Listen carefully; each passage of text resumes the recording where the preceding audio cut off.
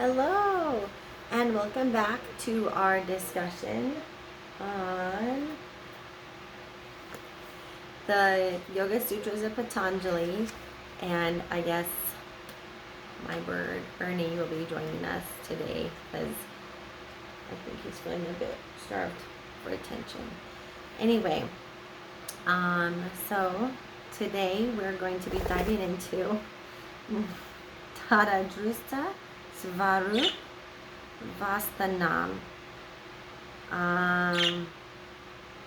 So Tada, then, drastuh, the seer, sva means own, rup, in itself, and then vasthanam, abides, which translates to, then the seer, the self, abides in its own nature. Okay, so what he's talking about here is the true self. And okay, so I'll just read this part. I love this. He says, you are the seer who wants to see itself. How? Even in the case of your physical face, if I ask you if you have ever seen it, you have to say no, because it is the face that sees. The face itself is the seer, or the subject. What it sees in the mirror is its image, the scene, or the object. So normally you can't see the true self because your mind is colored.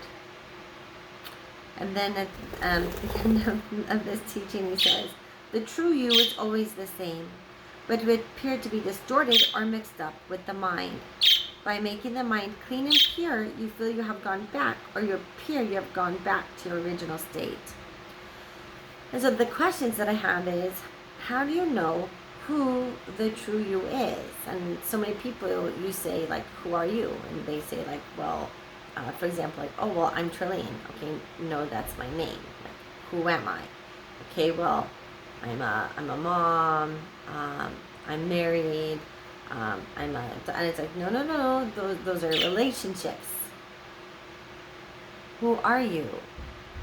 Oh, well, let's see, I enjoy jogging and being in the rain and swimming in the lake on a sunny day, and it's like, those are things you enjoy.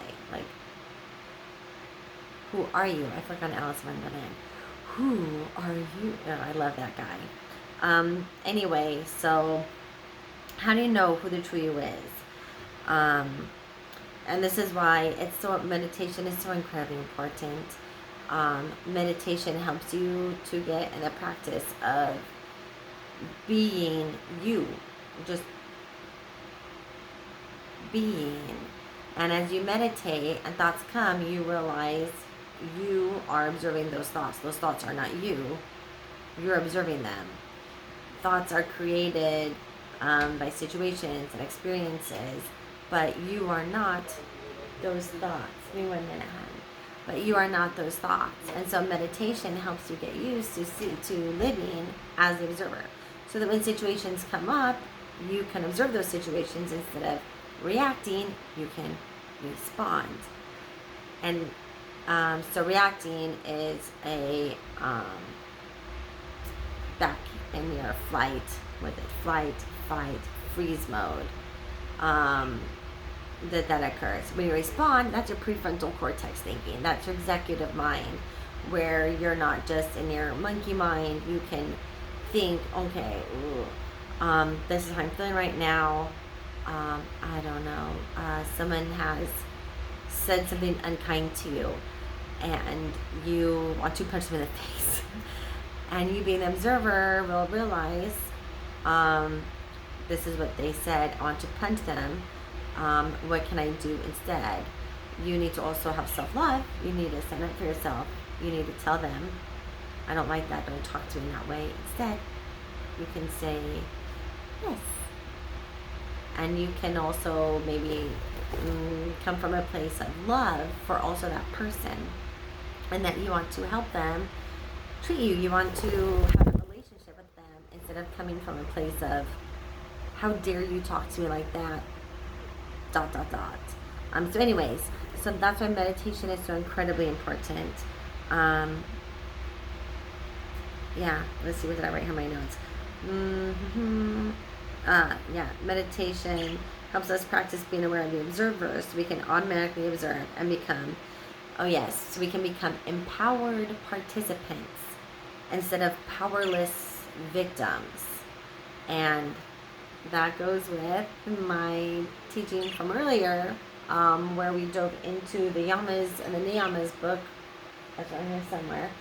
And we discussed powerlessness today. So that goes right along with that.